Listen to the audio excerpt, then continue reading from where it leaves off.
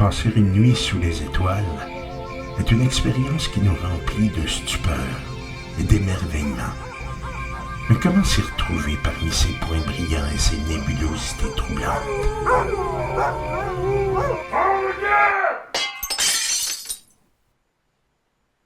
Les astronomes de l'Antiquité ont décidé de découper le ciel en dessinant des formes avec certaines étoiles plus brillantes.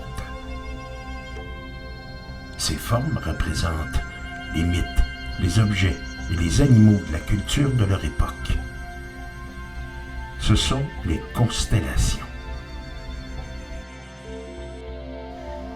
Il y a environ 36 constellations visibles de l'hémisphère nord sur un total de 88 constellations visibles autour du globe. Mais pour le moment, nous allons retenir que 2. Elles sont importantes. Allons voir vers le nord.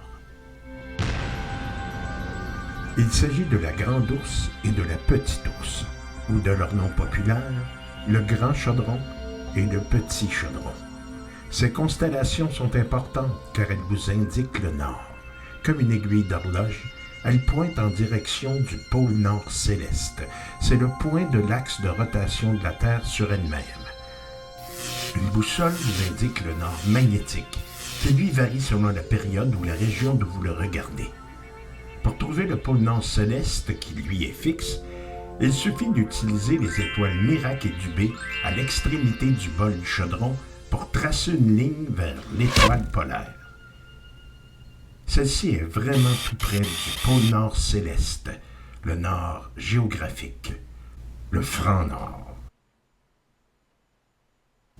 Il ne faut pas oublier que le ciel bouge, ce qui fait que le grand chaudron et le petit chaudron ne seront pas toujours à la même place, mais toujours au nord. Le ciel se déplace de jour en jour, d'heure en heure et de minute en minute. Mais à quel rythme? Calculons-le. La Terre tourne autour du Soleil.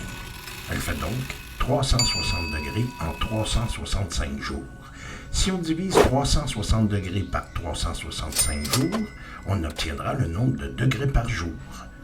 Le ciel se déplace donc de 1 degré par jour. La Terre tourne sur elle-même en environ 24 heures. Pour savoir combien de degrés le ciel se déplace en 1 heure, on divise 360 degrés par 24 heures et on obtient environ 15 degrés. Le ciel se déplace donc de 15 degrés à l'heure. Pour être encore plus précis, pour savoir combien de temps le ciel prend pour bouger de 1 degré, on divise l'heure en minutes par 15 degrés et on obtient 1 degré aux 4 minutes. C'est ainsi que vous pourrez vous y retrouver parmi ces points brillants et ces nébulosités troublantes. Maintenant que vous connaissez la direction du nord, vous connaissez les autres points cardinaux. Vous avez aussi appris ce qu'est une constellation et vous êtes maintenant en mesure d'en reconnaître 2. Mais surtout, vous avez appris comment le ciel bouge. En maîtrisant ces notions, vous vivrez au rythme du ciel.